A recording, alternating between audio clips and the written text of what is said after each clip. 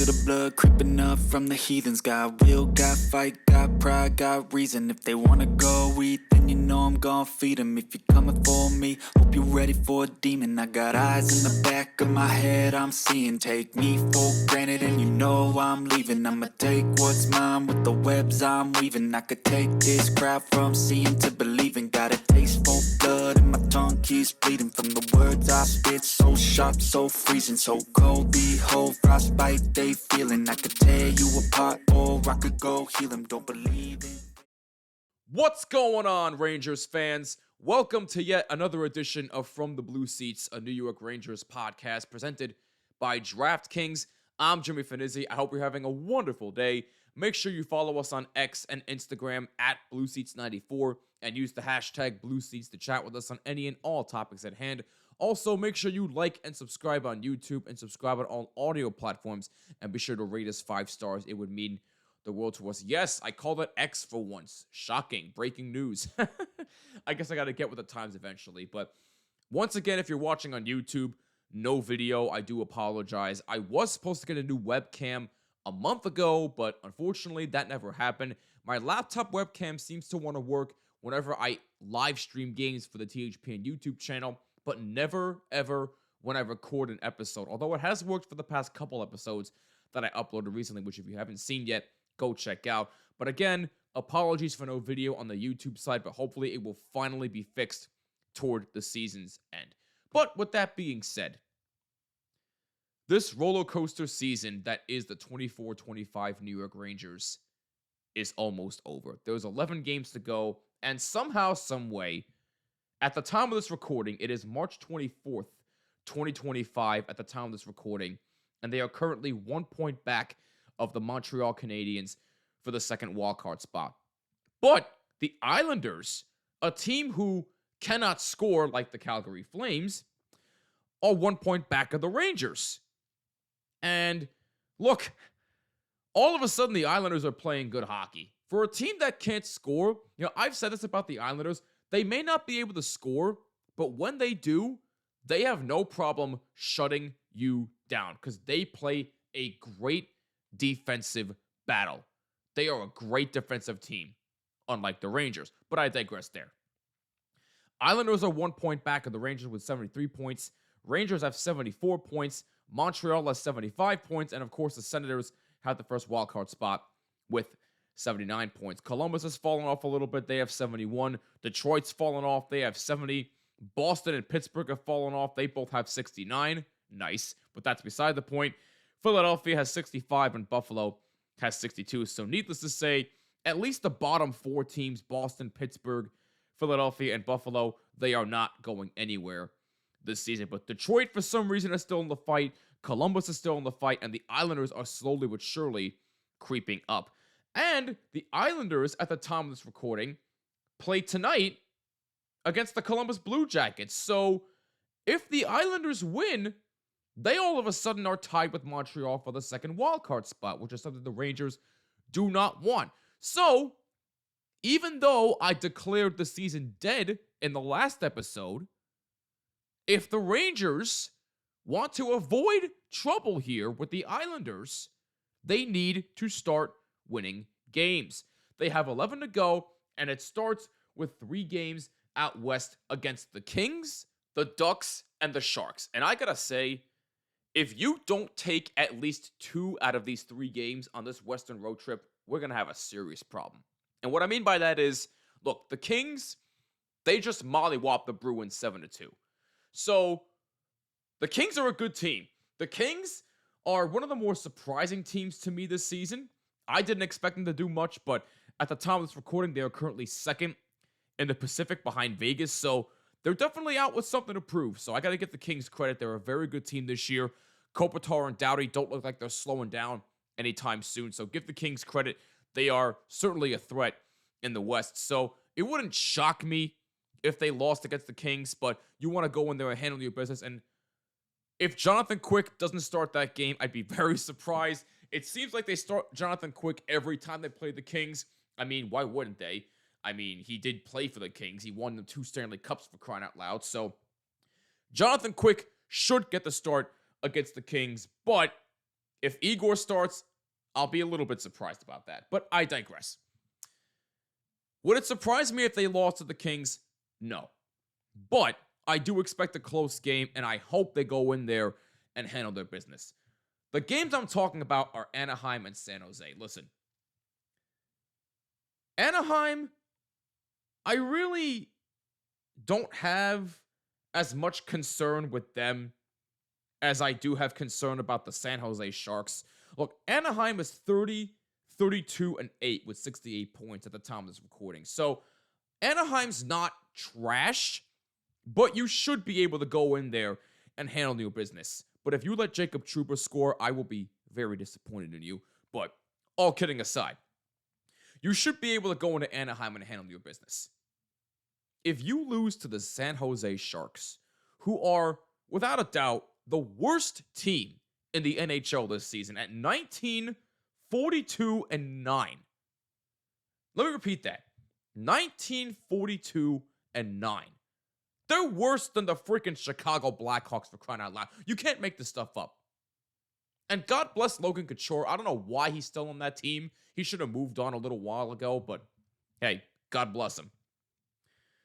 If you lose to the San Jose Sharks, then I think we all can say, even though I declared the season dead in the last episode, if you lose to the Sharks, every other Ranger fan out there is going to say the season is over. I guarantee it. Because there is no way in hell that you should go into San Jose and lose to them. I don't care if it's in overtime. I don't care if it's in a shootout. I don't care if it's a close game. You should not lose to the San Jose Sharks. You should be wiping the floor with them.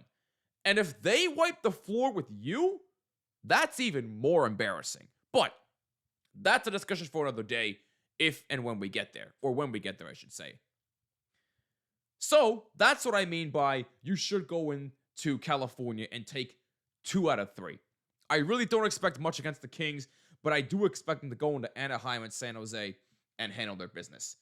But then we go into April, and they're back home for Minnesota on the 2nd. And then they travel to New Jersey to take on the Devils on the 5th. And then you're back home for Tampa and Philadelphia. Then you're in or on Long Island against the Islanders on the 10th. Carolina on the 12th. Florida on the 14th, which is the day after my birthday. My birthday's on April 13th, which is a Sunday this year. And the last home game and the last game of the regular season for the Rangers is on the 17th against Tampa. So, 11 games to go. And for some reason, there is still a fighting chance, considering the fact that they pulled off a comeback win against the Vancouver Canucks on Sam Rosen Day. And by the way, that was a great ceremony for Sam Rosen at the Garden. I mean, I literally almost teared up watching that ceremony, even though it was kind of short. I understand they wanted to keep it short because, hey, we got a game to play and we got other events to attend to. But that Sam Rosen Day was really, really nice. I thought they did a wonderful job honoring Sam Rosen. And again, that man is one of my idols. He's the reason why I started this podcast to begin with, and he's one of the reasons why I want to go into broadcasting to begin with. So that was a great job for Sam Rosen Day by the Rangers. I commend them for that. Sam Rosen, we're going to miss you certainly after this year. And I'm really sorry this is the season that you have to experience in your final season. But look, it is what it is. I just wish the season would have gone better for Sam Rosen. But hey, maybe the Rangers will prove me wrong. They'll somehow make the playoffs and they'll make some noise for him in his final season. I really hope and pray that's the case. But again, I stand by what I said. I still think the season is over. But for some reason, there was still a fighting chance. I have a feeling it's going to come down to the last week of the regular season for the Rangers to determine whether or not they will get in. But we will get there when we get there. But again, if the Rangers want a chance, they have to start winning games. 11 left. And look, other than Anaheim and San Jose, this remainder of the schedule is not easy. Minnesota's pesky, Carolina's pesky, the Devils are pesky, even though the Devils have been struggling themselves recently without Jack Hughes. This is not going to be an easy schedule for the remainder of this season. So I guess the question to ask here is, Do the Rangers still have a chance to make the playoffs and make some noise? Yes, but it is very slim. But I still stand by what I said. I don't think they're making the playoffs. The season is over. And plus, I would rather miss the playoffs at this point than go into the first round and just get embarrassed and just cause even more frustration to Ranger fans everywhere. That's just me. You can let me know if I'm crazy or not on X and Instagram at BlueSeats94. Use hashtag BlueSeats, but that's just how I feel. So, is there a chance? Slim, but I still don't think they're making it. I still think the season is over. Coming up next, how did we get to this point with the New York Rangers, and what exactly needs to be done in the offseason to fix things? But first, a quick word from our sponsors. This NHL season has been as predictable as a puck rolling on its edge. No one knows where it's going, but that just means there's time for your favorite team to figure things out, and games left for you to get in on the action at DraftKings Sportsbook, an official sports betting partner of the NHL. It's super easy for first-timers to get started. Try betting on something simple like picking a team to win. Go to the DraftKings Sportsbook app, select your team, and place your first bet. And if you're new to DraftKings, listen up. New customers bet $5 to get $150 in bonus bets instantly. Download the DraftKings Sportsbook app now and use code THPN. That's code THPN for new customers to get $150 in bonus bets instantly when you bet just $5. Only on DraftKings. The crown is yours. Gambling problem? Call 1-800-GAMBLER. In New York, call 877-8-HOPENY or text HOPENY at 467-369. In Connecticut, help is available for problem gambling. Call 888-789-7777 or visit ccpg.org. Please play responsibly on behalf of Blue Hill Casino and Resort in Kansas. 21 plus. Age and eligibility varies by jurisdiction. Void in Ontario. New customers only. Bonus bets expire 168 hours after issuance. For additional terms and responsible gaming resources, see dkng.co/audio. NHL and the NHL Shield are registered trademarks of the National Hockey League. NHL and NHL team marks are the property of the NHL and its teams. Copyright NHL 2025, all rights reserved.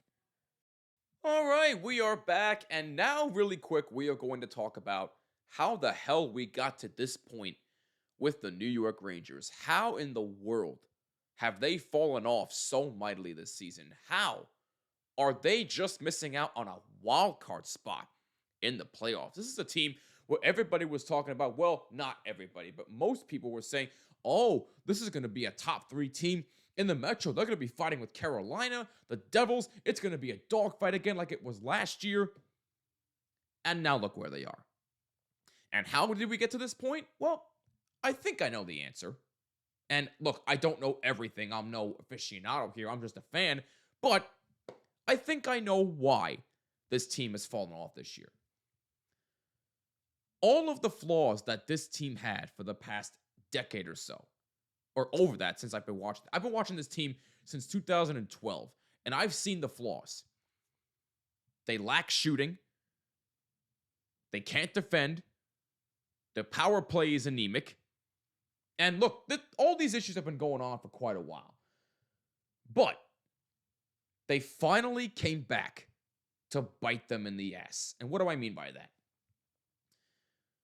The Rangers have had the shooting flaws and the defensive flaws and the power play flaws and even the 5-on-5 flaws for a long time. A long time, ever since the Henrik Lundqvist days. But they were able to mask that up with the goaltending that they've had. The Rangers have relied too much on goaltending. Even Mike Richter, they've relied on a little bit too much, despite the fact that they won the 94 championship. And they've had actually a good team around Mike Richter. You don't think he was relied on too much? I think he was. But Mike Richter at least has the excuse of he won a championship.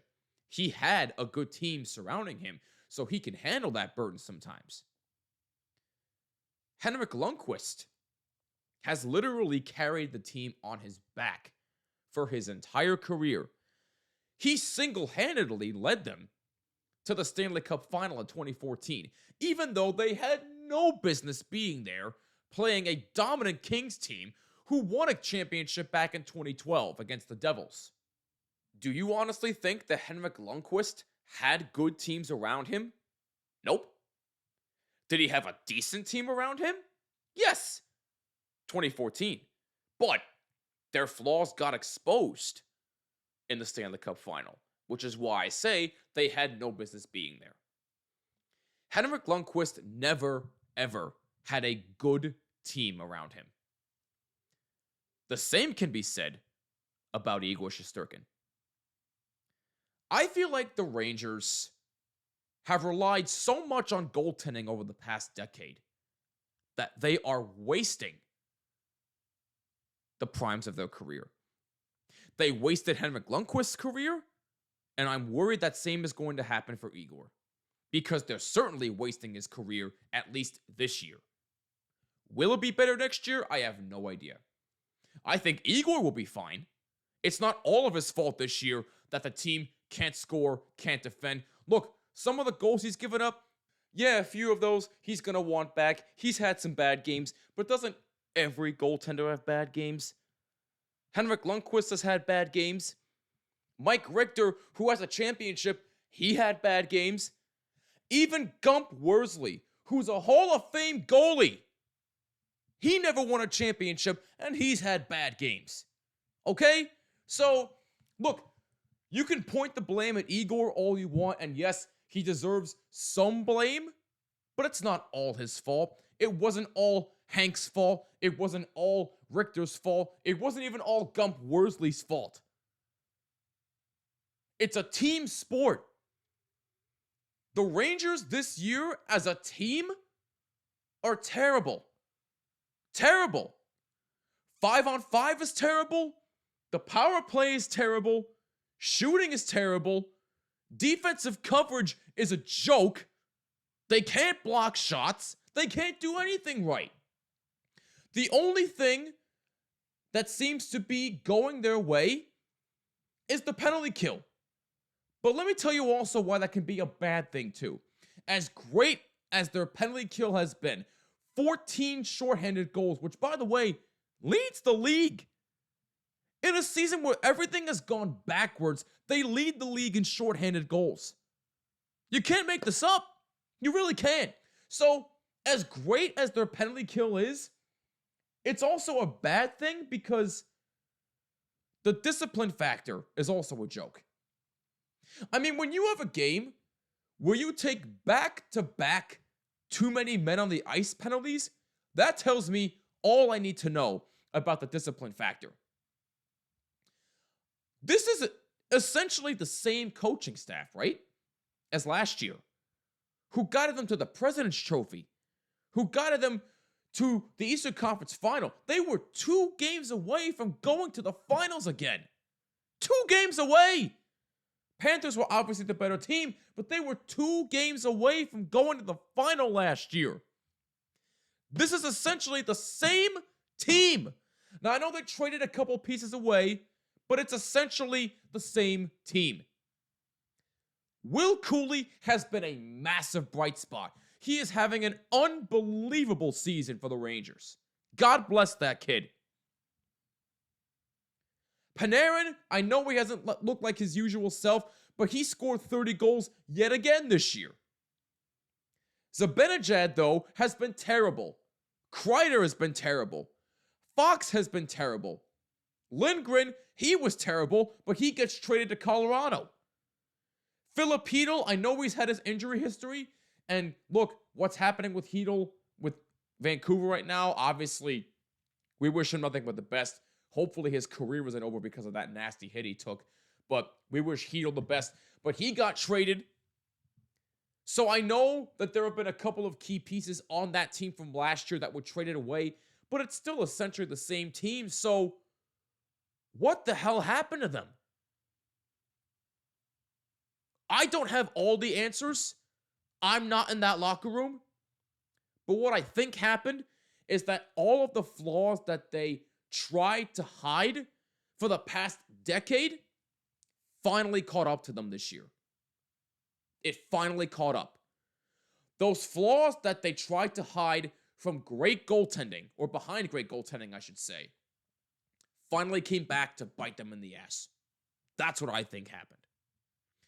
So you can point the blame at the goaltenders all you want. And again, yes, there is some blame to go around the goaltenders because they need to play better. Of course they do. There's no question about that.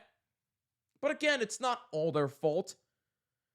It's a team sport. And if the team cannot help their goalie, you're not going to win that many games. If you can't generate anything 5-on-5, you're not going to win that many games.